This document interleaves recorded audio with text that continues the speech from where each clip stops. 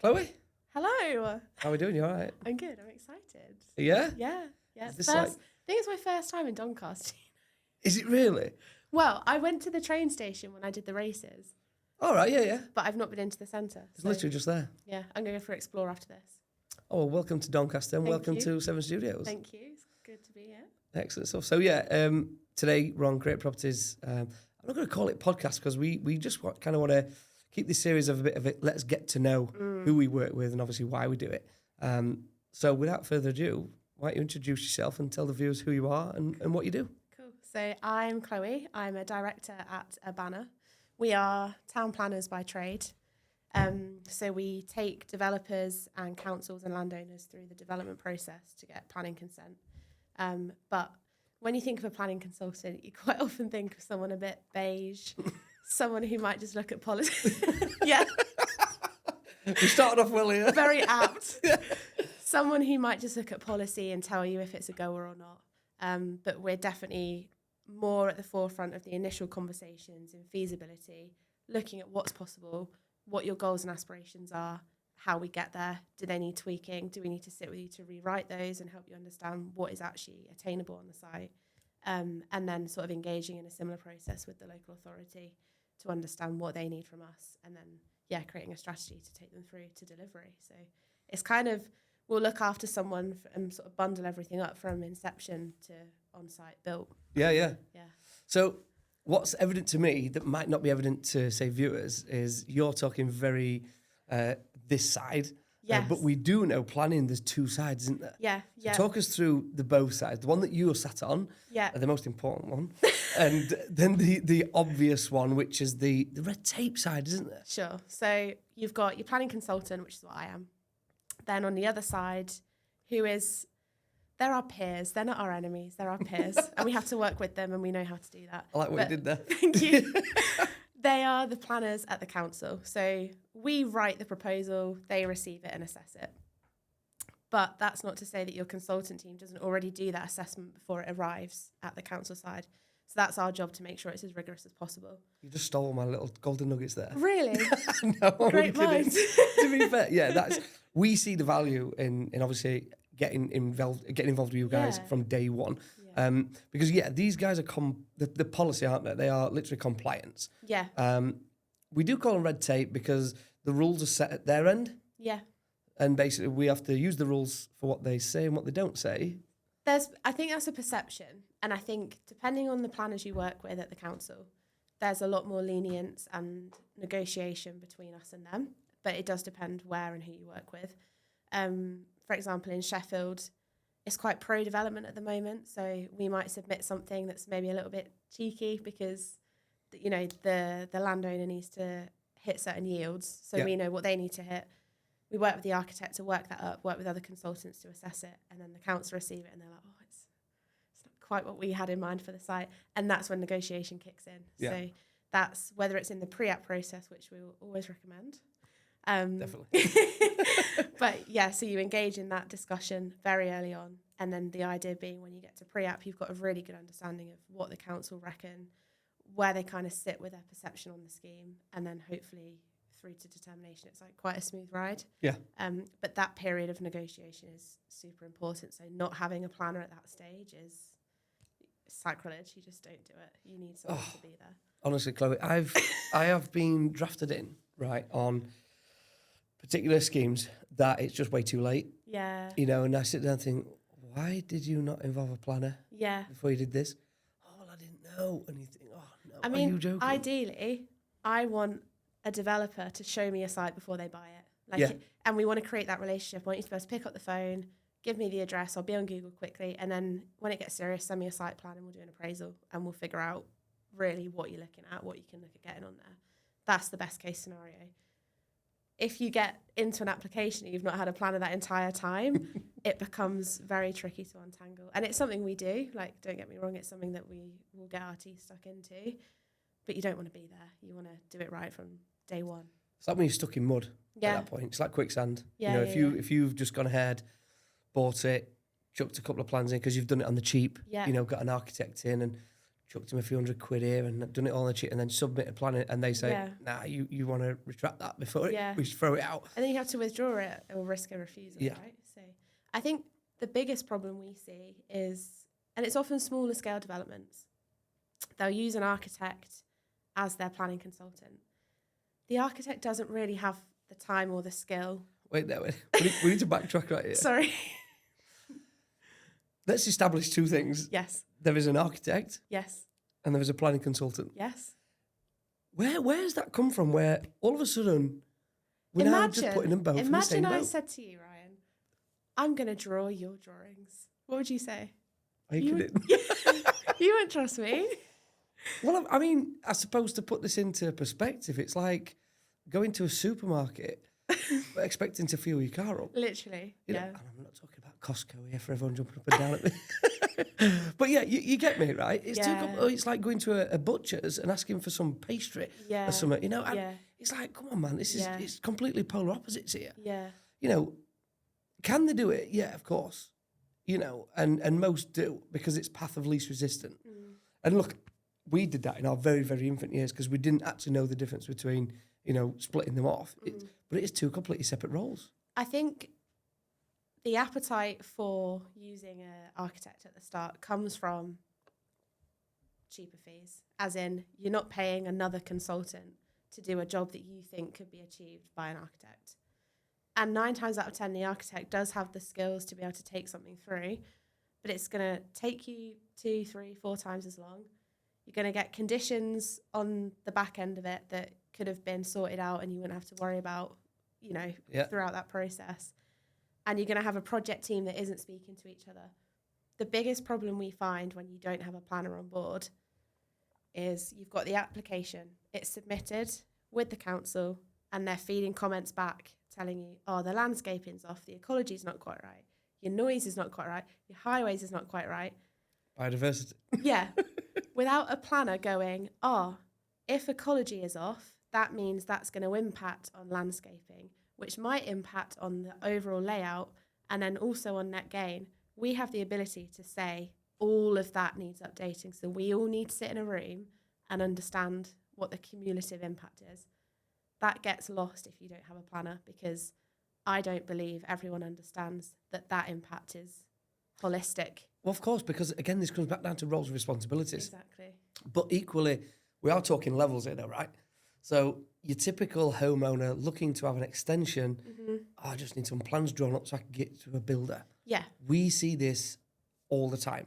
Yeah. And it is frustrating because when they get met with challenges from their plan application, we feel uncomfortable talking to some homeowners or trying to do it on the cheap, telling them you should have gone to a planning consultant.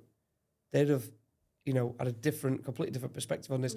You'd got a much better result. Yeah. They're going to see that as negative advice because it costs more money. Yeah. I could have done that. And that's the thing. But it's things like if your house is in a conservation area or it's listed, you need planning advice because we understand how the system works. An architect knows how to respond to it in a design sense. Yeah. But you need to deal with the people that are going to assess it who are also planners. So if you haven't got someone with the same skills speaking and joining the dots, how are you going to get the outcome that you desire? Yeah, I think it's also worth mentioning at this point as well, like someone has to take responsibility of a street scene, you know, of what it looks like, things like that. And it's quite important from a planner's perspective that things are you know, they're moving with the times, of course, but obviously things are protected. So planners definitely protect over on the red tape kind of thing. And when you've got someone who's trying to meet a client's brief, if there was no planning consultant, it's really head-to-head client to planner who's got the red tape. Well, if there's not rules set there, they're going to get away with what they want. Yeah. That's not necessarily the right thing for the community. We've seen it before where an architect has drawn plans up and just gone completely with the client's needs and wants, but they've not actually taken into account the existing planning policy, which we will push on, we will negotiate on and hope to achieve this outcome. But you can't completely not accord with it or not take account of it.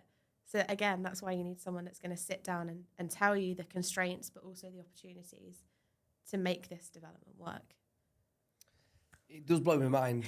It does, because you've got two ways of doing this. Do it on a cheap, yeah, and you're not really going to get the best results. or you can invest into a planning consultant or a practice who can actually do this. Who's got your best interest? Planning consultants work on behalf of you and your ideas. Yeah. I think that's a big message that we're sending out there.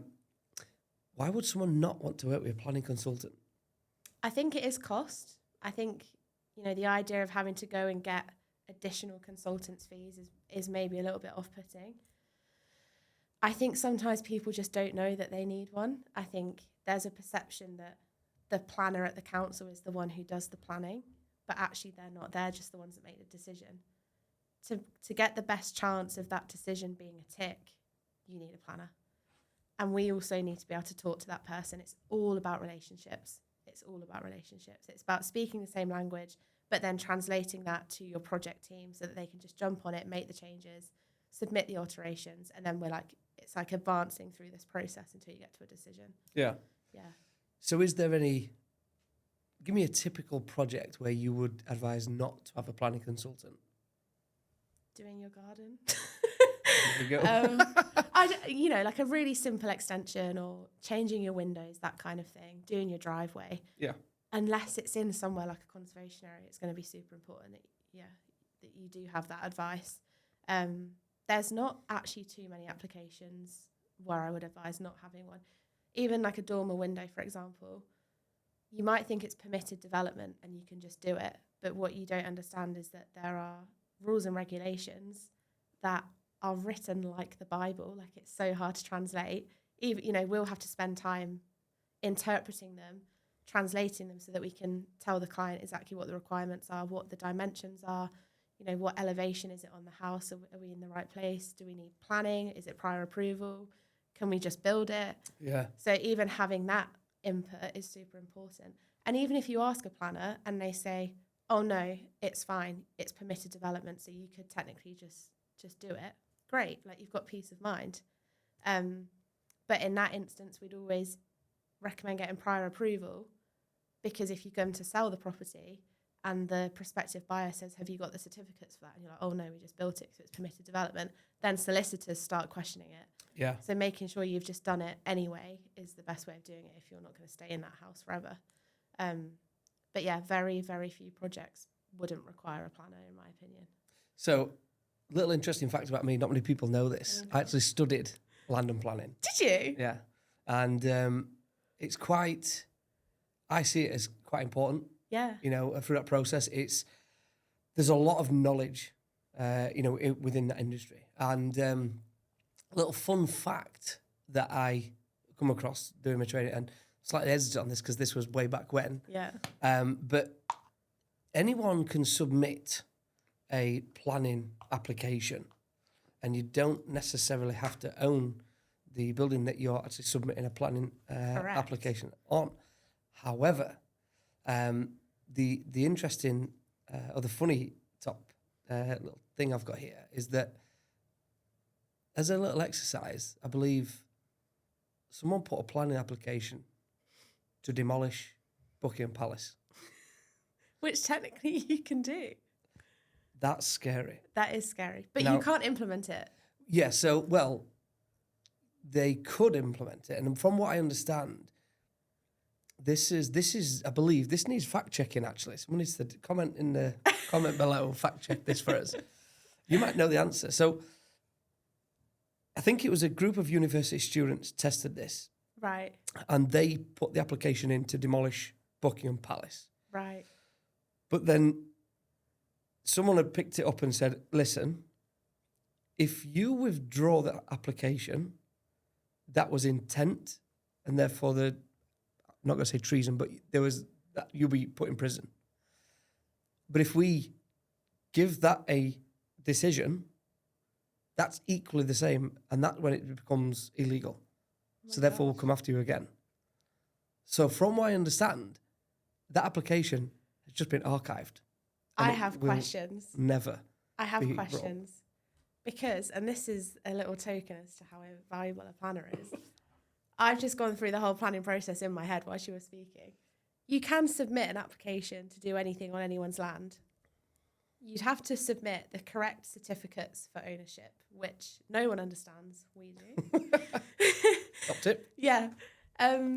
But So they could submit it, but in order for the council to validate it, they would have needed heritage reports, structural surveys, a planning statement to justify why. Who's validated that I don't even know what borough Buckingham Council is. Buckingham Council. Buckingham Westminster, Palace. maybe, right? Yeah, maybe. I think, look, someone will be able to help us out. Yeah. I'm gonna look on the council's website and understand what happened there. Let me know, yeah. I got told that was literally just archived. It will never go anywhere. It will never be proceeded. There'll nothing. be a story on TikTok. There has to be. Yeah. Maybe. But if them students invested in like a heritage statement to justify the loss of it, they've invested some of their student loan heavily into this application. So yeah, I don't know how far they got through it, but I was told and that's I suppose that's a key point there. Anybody can submit a planning app. Yeah. However, how dangerous it can be if you get it wrong. Yeah, and also I think if you get consent.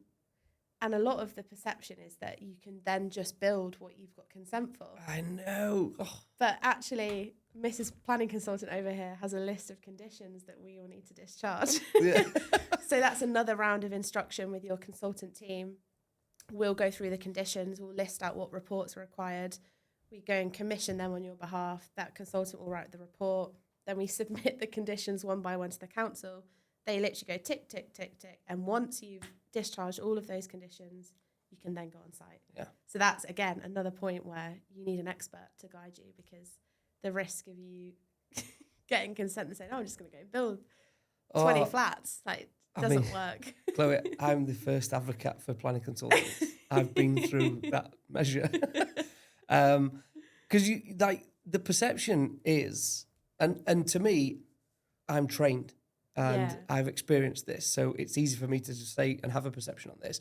But for someone who's untrained or who hasn't been through this, who maybe wants to do if an investor's listening or if a homeowner's thinking, I want to do a big development or whatever, the process exists for a reason, and it needs to be carried out in that format, in that methodology, if you want.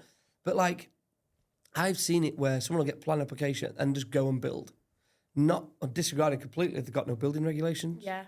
They've got no conditions extracted, things like that. And that, again, it's like swimming through mud. Well, then you've got the council's enforcement team on your back, and they can serve a stop notice, they can fine you, and then you get into all kinds of mess. Well, because you've got pre-start commitment. Yeah. You've then got, obviously, if it's, it's preoccupation. Yeah. And you sat there. They're all split up into different timescales. So we'd just develop a tracker for you, and we would know what times at which point was suitable to start discharging them, and to get you on site, to be able to demolish it. And then, okay, right, we've demolished it. Now what do we need to do to build it? Okay, there's 10 more conditions we need to look at, blah, blah, blah. And it's just going through that process. The peace of mind you get from having an expert in your corner is, I can't even describe it to you. It's, it's worth every penny. Yeah, lean on us as consultants that know, this whole process. I honestly would just say, as soon as you're looking at a site or as soon as you're serious about a site, get a planner, us, on board to come and tell you, what you're working with, what the constraints are, what we think the big ticket items are going to be that the council are going to want to see, and then where we can push and get more out of it, because that's ultimately going to get you higher yields and a better result. So I'm going to go into a little bit of Chloe now. Okay. So, oh no. So from my perspective, it's easy, right? We know there's planners at council side. Yeah. And then there's planning consultants. Mm-hmm. First, what does someone need to do, or how do they become a planning consultant? And then we're going to dig into Chloe. How did you become a planning consultant? And then from your journey of leaving school right the way through to now, congratulations, director of Urbana. Okay. So to become a planning consultant, I'm always surprised at people that did a planning degree, because I'm just like, how did you know that existed? Who told you about planning when you were growing up? Because I didn't know about it. You'd be like, is that geography? Is it what's planning? Yeah. So there is a course, planning and geography, or planning and urban design, or just planning, that exists. So if you know that's something you want to do, just go straight into it and do it. A lot of people go through the urban design and architecture route, decide they're not quite keen on being an architect, and then go into the planning and project management side. People might do QS, civil engineering, and fall into planning that way. I had a director who did like American politics and fell into planning because I think his dad was a planner. Yeah. Oh, wow. So there are people with family connections who love it, that kind of thing. My route was a bit different. So I went to school, obviously. Hey, we're saying obviously. It's not really obvious today. This is true. And it was a school where they pushed university as the only route. Yeah. So I was going to do criminology, random. Wow. Yeah. And results day came and I got all the grades and I was like, I don't want to go. No. Yeah. My mum was like, you're going. And I was like, I've pulled out. She was like, what? You can't do that. So then she made me go and get a job. How was Mum? She was upset. Was she really? I think she just wanted me out of the family home. Did you get the stuff? Big time. She was not happy. She's like, you need to pay rent. That's it. Oh, God. I know. Wow, how bad. You've quit rent. Yeah, rent. I'm jobless, don't care. Work. Yeah. Yeah, So love it. I, at that time, had a job as a lawn cutter. No way. At an estate, yep. So Wow. every Saturday I did 8 hours on a push mower. Yeah. Horrible. That's labour. Yeah, I was fit as a fiddle. Much labour. And then I had to go and get a real job. So I started working in events, realised it wasn't for me. I worked Silverstone, like Newmarket, all of that. No way, really? Yep. Then I got a job doing finance for a financial planner and pushed to go on like the school leaver scheme where I would become a chartered financial planner. And it was on the cards. And then I was like, oh, actually, I might go to uni. No. This all feels a bit serious. Reverse back. Yeah. So that was all in So the what did space Mum of a year. say? Mum was like, Yes. get out of here. Told you so. Yeah. So I went to an open day in Sheffield, fell in love with the city, just adored it. And I was like, oh, yeah, this one is for me. So I did geography just because I really liked it at school. And I just thought, I'll just go and get a degree. Best thing I ever did. Went to Amsterdam in my second year for a study trip, not for recreational. Of course you did. And we studied a few neighbourhoods and we had to like do like an urban analysis of like walkability and cycling and public space and how connected it was. And I was like, oh, I really like this. And I was like, I had this big A1 book and I was like, I'm definitely not an architect, but I'm really enjoying looking at how the urban environment and people are interacting with it. And then my lecturer at the time really inspired me. She was like a massive feminist, really uplifting. And she was like, I think you should do like urbanism and planning. And I was like, Anna, I think you're right.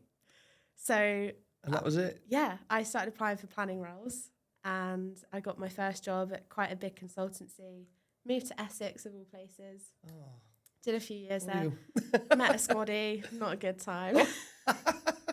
And then, yeah, I always knew in the back of my head that I wanted to be back in Sheffield, but that was my first, like, you know, I'll go anywhere for the right job, and it served me really well, and I met a great director, and he took me under his wing. And then, yeah, I applied for the job at Urbana, joined as a senior urbanist in 2021, did 2 years, promoted up to associate, went to Australia, did some consulting over there. It was crazy. Running design competitions and things like that for developers, and yeah, it was insane. And then came back, just had a calling to come back to Sheffield. So me and Urbana had stayed in touch and came back last September and promoted to director this year. So that was a really long way of saying I'm a planner. No, it's a great journey though, because yeah, you said it earlier, right? How would anybody know to become a planner? Yeah.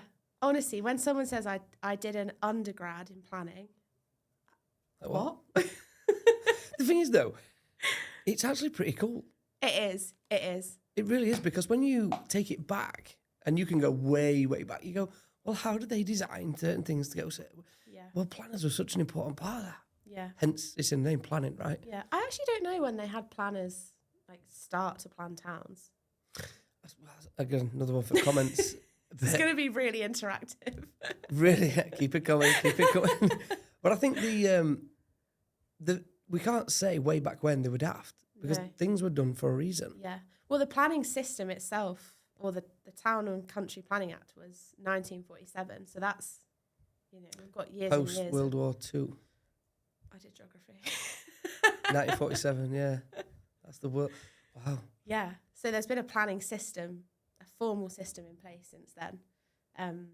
But yeah, it's crazy to think what was happening before then and who was planning these. Like York, that's an amazingly laid out and planned town in a sense. And in other ways, not so much, because it's now treated like a museum. Yeah, yeah.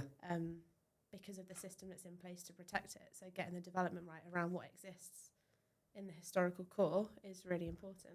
Hence, need a planner.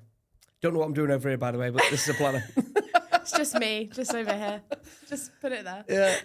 But I think it's, whilst we can be slightly biased on the importance of having, a planner within your team, I reference to a toolbox. So everyone needs a toolbox, so the tools that you equip within that box are vital for the jobs that you're doing. And for me, a planner should always be within that toolbox. Yeah. It goes without saying every project, and we can't be hypocrites. We do it ourselves. When we are buying land or be it a property, we just bought one. And again, the first move straight to you guys. Yeah. What can we do? When can we do it, kind of thing? And what are the restrictions? And also, because if you're dependent on funding, you need to tell the funder needs to trust you that you're going to develop something that's viable and that's going to come off. So, and we understand that. We understand that people's funding depends on the proposal and the success of that, et cetera, which not all planners do. So that is definitely where we're different. But in order to give the funders that confidence, you need to know what you're working with. So we come in even before that, Right from the very beginning. Yeah. Right from the very beginning. But go on then. What's the best part of the job for you? Best part of the job.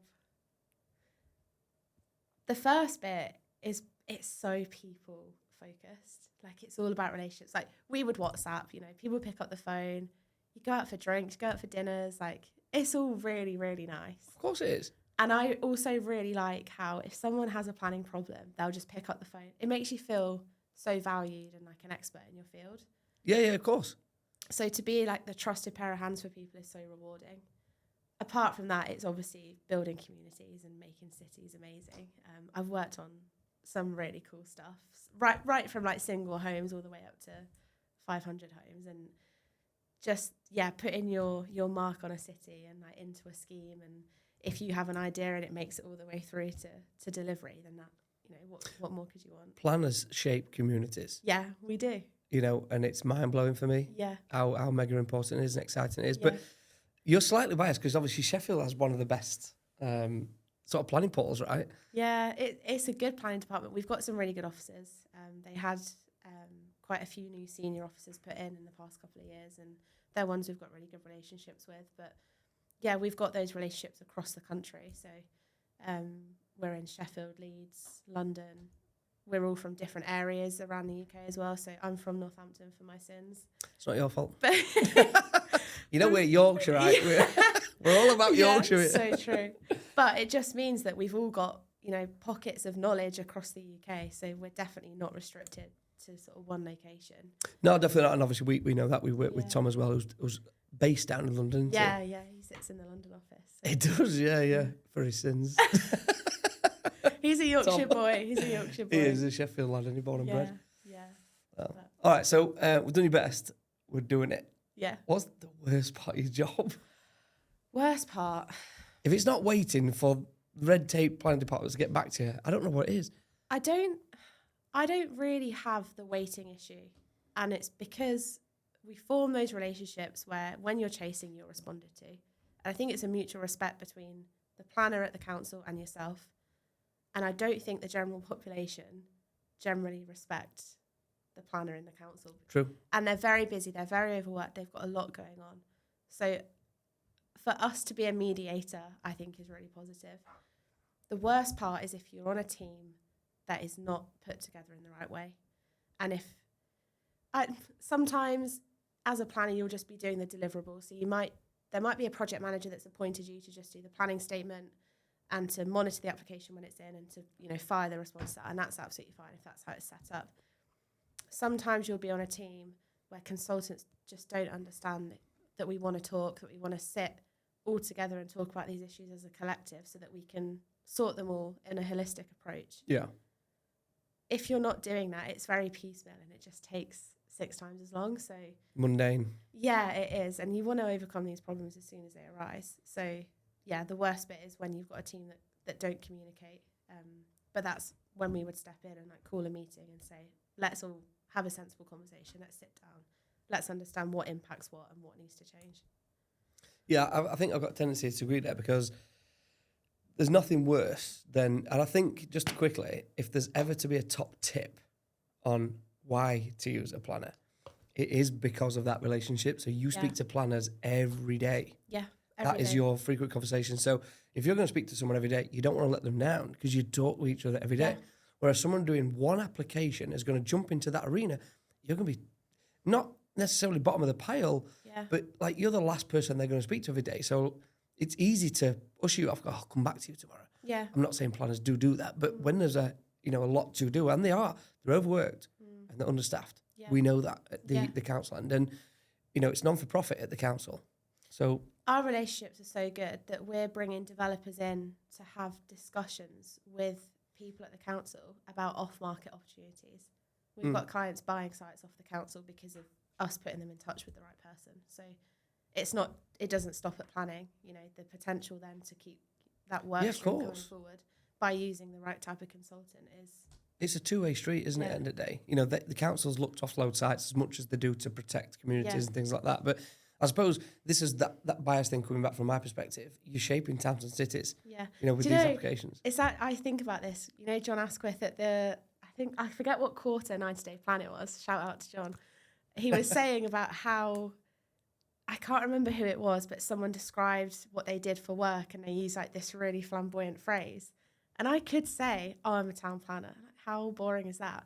Now when people ask what I do, I say I build communities. Yeah. I think that's beautiful. I think it's we should be proud of it, because when you think, right, where does this all start? Well, it starts with ideas. It starts with creation. Yeah. Right. Well, there we go. There's so many puns happening right now. Shout outs here, there, everywhere. But I think the biggest thing is, like, if you've got an idea and you've got a concept and everyone goes, I don't know what to do next. Somewhere within the school education system, it should be, if you ever wanted to get into kind of developing or property or construction, things like that, do you know planning consultants are actually the tip of the sword? Is that going to be a whole piece of curriculum, planning? Don't you think it should be? Parcel with geography. Like, yes, let's learn about the historians. Let's learn about all of that. But yet we go, but part of all that is how we did it. We have these people, these magicians called consultants. It's the world we live in. Like, that's so important to understand how it's been shaped. When I was at school, it was either you go to uni or you go in the army. And I had asthma, so I can't go in the army. I had to go to uni. Done. That's you out. Red tape. So ship her off to uni then. Did you come to red or blue pill? Which one was it? Sorry, you can't have that one. You just eat it. That's epic. Oh, love it. So I think, look, I would love to see more education or awareness building on web, because we get some people come to us and say, oh, can I do this? And it's like, you're barking up the wrong tree. Yeah. Because if you ask a build team, can I do? The answer's always going to be yes, because anything's possible. Yeah, we can build it. Of course. But is it allowed to be built in the first? Well, that's the red tape. That's where your planning consultants should always, like, if you're ever going to do anything first, it's like, go and see a consultant first. Talk to a planner. They'll give you a bit of a heads up, yay or nay. If it's within budgets and, within reason, obviously get them on board. But if there's going to be something, like you said, someone's going to swap windows across or do a bit of grass to block paving or whatever. Yeah. Probably just have a tool in your toolbox that you can call upon for guidance and advice. Something like that. It always interests me that, you work with developers day to day and this is their job. They develop buildings. And you're probably a prime example. The amount of assistance they still need in the planning process. There's always something that they're not sure of. You're always going to have questions, and we just know how to navigate that field. And if I haven't dealt with it, I can be sure a colleague has, so we can have that conversation and give you the advice. Well, from my perspective, coming in from a construction developer, we don't speak to these consultants every day. No. Because you don't need to be looking at biodiversity every day. If you're doing a new build site, for example, don't matter how many units developing, it could be 5, 10, 50, 200. Yeah. You do the deal, your analysis, and then you go through your planning process. Once it's dealt with, you're then building. Yeah.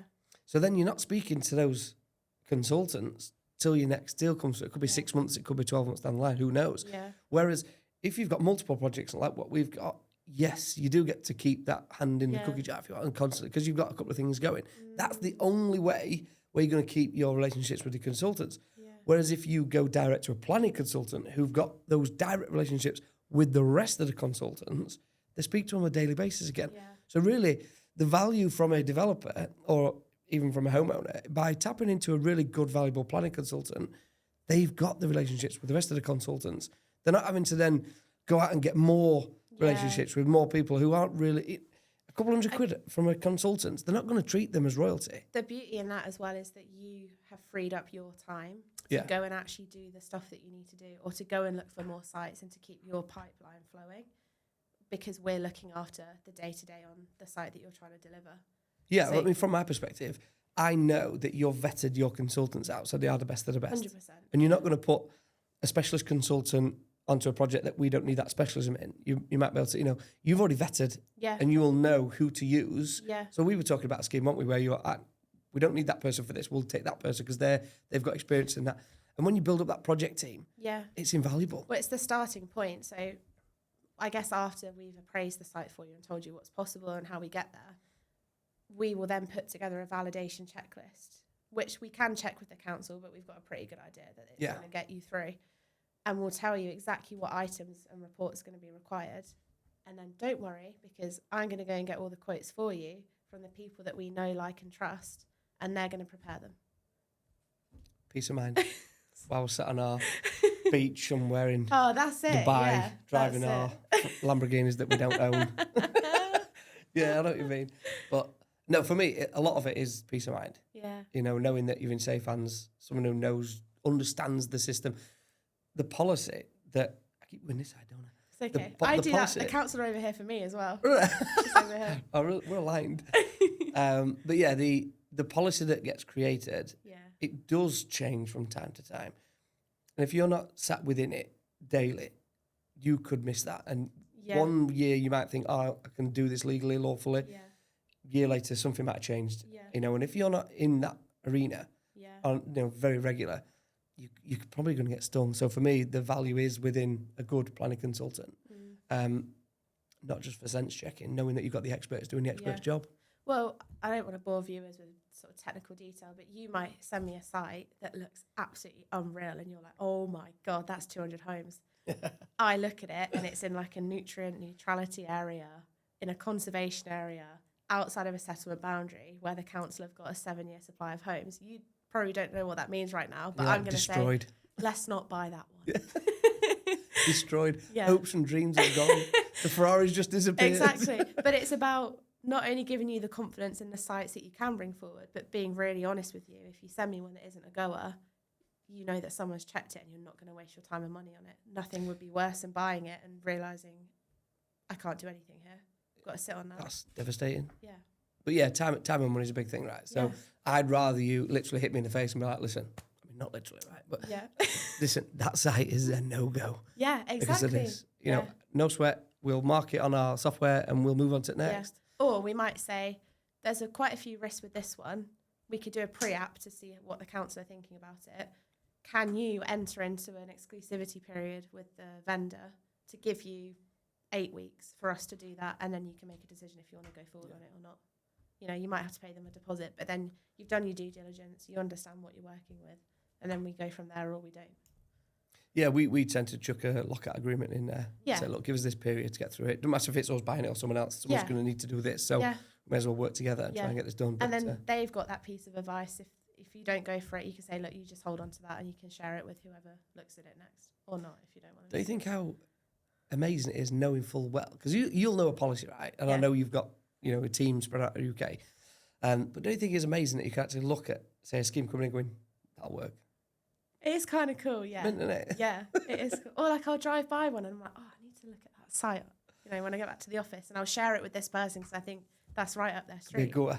Yeah. So builders, and it's well known that they do this, and I think there's like memes or GIFs, whatever they're called these days, about it happening, where they'll say, see that there? I built that. Oh. See that? I built that. I do that. Sheffield Hallam Buildings, blocks A to D. Yeah, there you go. Look. Didn't build it. Well, also my other director, Charles, helped with that, so thank you, Charles. Shout out, Charles. Got a good few shout outs here. But yeah, driving past that, and being able So as planners then, you do that as well. So it's not just builders. 100%. 1,000,000%, especially if it's big. I'm like, Mum. Pretty good deal. Yeah. I did that. Yeah. But it's all like using LinkedIn to shout about your success as well. But I think that must go some way to educating people about planning and why we're important. And yeah, it's a good platform. For me, it's a no-brainer. So I would advise all our clients that they do get a good planning consultant on board. You know, we get involved on projects from the very, very start. Yeah. And, you know, we'll get through that process because the design of the building can be detriment to the cost of the build. So by being involved throughout that process it's again, come back to the toolbox, making sure that everybody who's going to be involved is there in those meetings, and you can make sure if, we're going to change the facade. We're not going to have brick. We're going to have render. Yeah. Well, that changes costs. So we need to make sure that obviously we're all within that remit. Yeah. You know, and put QSs and things like that, right? Yeah.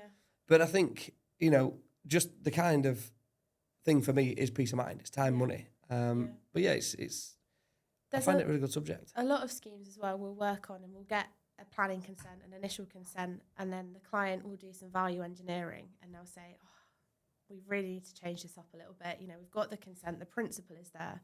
I just need to change the detail. And then we'll advise you, is it a non-material amendment? Is it a Section 73? I'm speaking in tongues right now, aren't I? I'm loving it. This is the value. I'll know, but these might not. There you go. Get ready. Or is it a brand new application? And that's, again, the value in us being in the delivery team to help you shape that up so that you can build the damn thing. Because you might have a consent. It's too expensive to build, especially now with the build costs. Well, it is, but I probably want to go one last thing here. A planning application isn't just a planning application. Correct me if I'm wrong, and I could because it's been a while since I studied this, but there are 7 different planning application methods. When you say methods, do you mean types of applications? Types of applications, yeah. Is it 6, 7? I don't know the number, but there are a lot, because you've got decision in principle, which I don't think anyone really uses. No. You've got outline, reserve matters, or full, which wraps the two together. Yeah. But then you've also got Permitted discharge development. of conditions, permitted development, Section 73s, NMAs, material amendments. And you sit there and think, so a planning app's not just a planning app. Yeah, exactly. You know, and we see this all the time. So we will see, like, someone will say, do you want to buy this building? I've just got planning on it. And we look at that, let's have a look. Yeah. Outline planning. Come on, mate. Yeah. It's barely worth what you've paid for. And sometimes the outline planning is so in principle that it's just, the outline of the building, if you like. Whereas so with outline, you can have so many different scales of outline planning. So some of them will just be like the massing, and then some of it will be, the massing, the appearance, the scale, and all of that. Well, I suppose this comes down to the person who's putting the application, because with outline planning, I reference it back to an alphabet. If there's 26 items that are required to go into a full plan application, well, outline planning would cover a huge chunk at the start. Yes. And then reserve matters will carry the little bit at the bottom. Yeah, it's a good way of looking at it. But yeah, what I've seen on some of the applications, when you see something that's for sale with outline planning, it will have cheated on its application to get outline planning and not done the extent of what it should have required, really. Yeah. Therefore, the reserve matters is quite extent. Yeah. Because it could be bulky, but equally, you're not guaranteed to get what is actually been accepted on outline planning because it hasn't done the most appropriate checks. Whereas if a planning consultant went down the method of go to outline first, then to reserved, it's going to be done in order. So therefore, the list items, again, I'm doing this, aren't I? The list items of what gets entered in outline planning, that it's going to be dealt with correctly because it is going to go through its full process. But for me, there are, and I'm summarising here, there are that many different variants that it's not just as simple as a homeowner or someone who's getting into development to say, I'll go to my architect and get planning for this. We are a guide, bringing us on board on day one, and we'll set the tone. We'll tell you what you need to do, tell you who you need, liaise with them, liaise with the council, get you the desired outcome. That's the simplest way I can put it. But I don't believe that without a planner that A, it will happen at all, or B, it won't happen as smoothly or seamlessly. I'm going to end on this question. No. It's not. Can a planner save you money? Yes, 100%, 1,000,000%. And on that note, Chloe, thank you very much for going through. Thank you for having me. It's been really good. I'm sure we'll see you again for part 2 someday. Yep.